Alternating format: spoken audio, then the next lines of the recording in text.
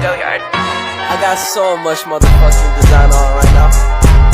Break it down, bring it back, make it clap. I got 3 old thoughts, new block, where that damn bitches on my line, and you know they come straight. Hold up, wouldn't not 45, stupid cash like whoa.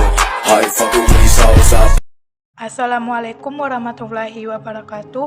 Baiklah teman-teman, di sini saya Fani ingin menjelaskan sebuah kritikan atau komen dari puisi Haima karya W.S. Rendra. Baiklah teman-teman, kita harus mengetahui makna dari puisi Haima. Maknanya itu adalah, dari puisi Haima adalah tentang puisi tentang ibu, puisi tentang anak yang ditinggal oleh seorang ibu, atau puisi seorang ibu yang melantarkan anaknya. Kata mah dalam puisi tersebut bisa memiliki arti sebagai mama. Yang membuat takut penulis atau W.S. Rendra adalah kehilangan sosok seorang ibu, yang mana penulis merasa hampa dalam dirinya. Penulis merasa dijauhi dari ayahnya, ibu, dan bahkan tetangganya. Penulis ingin mengungkapkan apa yang dipikirannya, tetapi tidak ada yang mau yang mendengarkannya. Ketika penulis sebagai anak menyadari pentingnya kehadiran sosok seorang ibu dalam hidupnya menjadi lebih hidup dan fitrahnya sebagai seorang anak telah kembali. Penulis kemudian mengingat kembali kenangan indah bersama ibunya. Terakhir, walau sudah tak bersama, namun sosok seorang ibu tak bersama. Namun sosok seorang ibu masih melekat dalam jiwa dan dirinya. Baiklah, yang selanjutnya adalah yang terdapat unsur intrinsik dalam puisi Haima adalah, yang pertama, tema. Tema dari puisi Haima adalah keterpurukan dan kembali menemukan arah, yang dibuktikan dalam kutipan, aku menjalani lorong panjang tanpa tujuan kemana-mana. Tidak ada pikiran, tidak ada perasaan, tidak ada suatu apapun. Dijauhi ayah bunda, ditolak para tetangga. Bukti pria ini mendapatkan semangat kembali terdapat dalam kutipan, tetapi mah, setiap kali menyadari adanya kamu di dalam hidupku ini, aku merasa jalannya harus darah di sekujur tubuhku. Dan yang kedua, objek. Objek yang terdapat dalam puisi Haima adalah istrinya. Dari judul sendiri kita sudah mengetahui bahwa kemungkinan jika itu adalah mama atau istrinya. Dan yang ketiga, rasa. Yang timbul dalam puisi ini adalah perasaan sedih dan juga senang. Perasaan sedih begitu terasa di puisi ini. Yang keempat, nada. Yang timbul dalam puisi ini adalah W.S. Rendra mengungkapkan kepada istrinya bahwa hidup itu fana, yaitu hidup ini sudah lenyap, hancur, sirna atau hilang.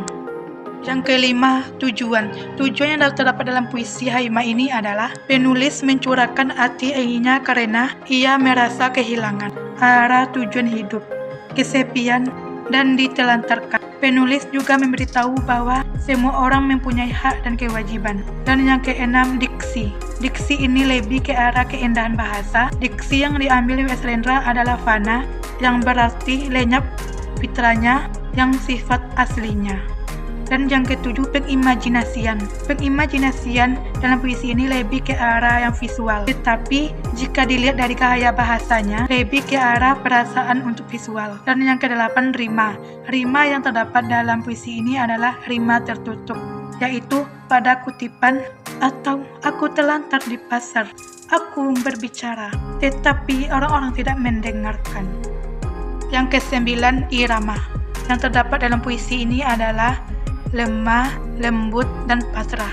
Dan yang ke-10, gaya bahasa atau majas. Yang terdapat dalam puisi ini adalah majas hiperbola. Gaya bahasa ini yaitu mengungkapkan sesuatu dengan yang kesan berlebihan yang tak masuk akal. Selain juga terdapat majas personifikasi. Dan yang ke-11, amanat. Yang terdapat dalam puisi ini adalah kita sebagai manusia harus tetap berusaha untuk tetap bertahan hidup dan menjalani hidupan yang jauh lebih baik dengan orang-orang di sekitar kita dan orang-orang yang kita sayangi. Dan selanjutnya, unsur ekstrinsik yang terdapat dalam puisi Haima karya W.S. Rendra adalah, yang pertama, unsur biografi. W.S. Rendra yang memiliki nama asli Willibrordus Surendra Broto Rendra. Lahir di Solo, Hindia Belanda 7 November 1935, meninggal di Depok, Jawa Barat 6 Agustus 2009 pada umur 73 tahun. Adalah sastrawan kebangsaan Indonesia. Sejak muda, ia sudah menulis puisi, cerpen, skenario drama, esai, dan sastra di berbagai media massa. Tahun 1967, mendirikan bengkel teater di Yogyakarta. Melalui bengkel teater itu, Rendra melahirkan banyak seniman, antara lain Sito Sringenge, Radar Panca, Dahana, Adi Kurdi, dan lain-lain. Dan yang kedua, unsur nilai yang terdapat dalam puisi Haimah ini adalah nilai sosial, karena sejatinya manusia tidak dapat hidup sendiri. Manusia akan selalu membutuhkan dan dibutuhkan oleh orang lain. Dan yang ketiga, kemasyarakatan yang terdapat dalam puisi Haimah ini adalah pria ini kesepian karena ditelantarkan oleh orang-orang di sekitarnya. Hal ini dapat kita jumpai dalam kehidupan bermasyarakat. Dan yang keempat, makna puisi. Sebuah rangkaian sastra Rendra yang kehilangan motivasi hidup, yang menganggap dunia ini sudah lenyap, hancur atau hilang. Suatu ketika ia mengingat istrinya, ia menemukan arah dan motivasi kembali.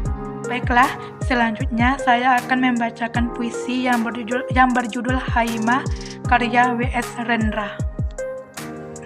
Bukan maut yang menggetarkan, hatiku tetap hidup yang tidak cukup karena kehilangan daya dan kehilangan fitrah.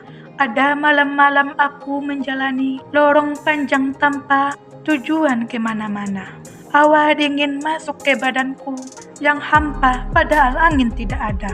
Bintang-bintang menjadi kunang-kunang yang lebih menekankan keadilan kegelapan.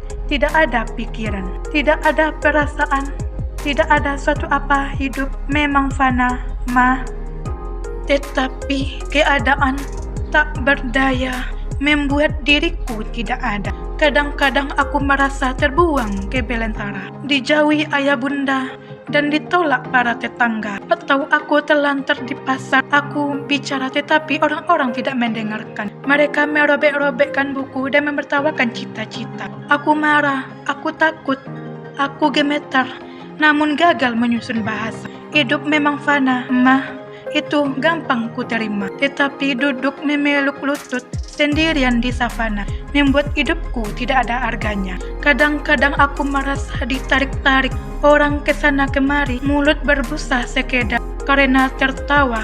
Hidup cemar oleh basa-basi dan orang-orang mengisi waktu dengan pertengkaran dan yang tanpa persoalan, atau percintaan tanpa asmar dan sanggama yang tidak selesai. Hidup memang fana, tentu saja tetapi akrobat pemikiran dan kepalsuan yang dikelola mengacaukan isi perutku, lalu mendorong aku berjerit-jerit sambil tidak tahu kemana rasanya. Setelah mati berulang-ulang kali, tidak ada lagi yang mengkagetkan dalam hidup ini.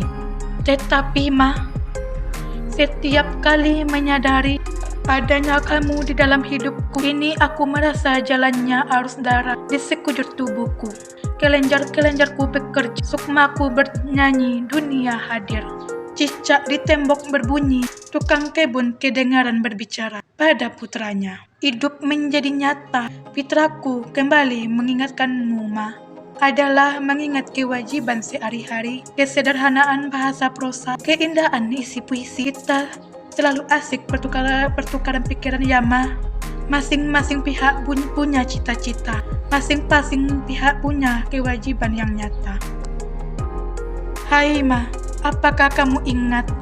Aku peluk kamu di atas darahku ketika perutmu sakit, dan aku tenangkan kamu dengan ciuman-ciuman di lehermu.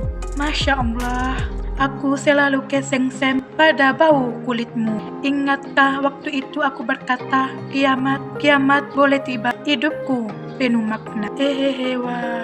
Aku memang tidak rugi ketemu kamu di hidup ini. Dan apabila aku menulis saja, aku merasa bahwa kemarin dan esok adalah hari ini.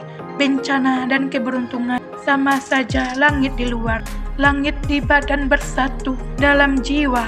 Sudah ya, Sampai di sini dulu kritikan dan komentar dari puisi Haima karya W.S. Rendra, dan juga membacakan puisi dari W.S. Rendra. Tadi saya mulai dengan salam, sekarang saya tutup dengan membacakan. Assalamualaikum warahmatullahi wabarakatuh. Sampai jumpa lagi teman-teman.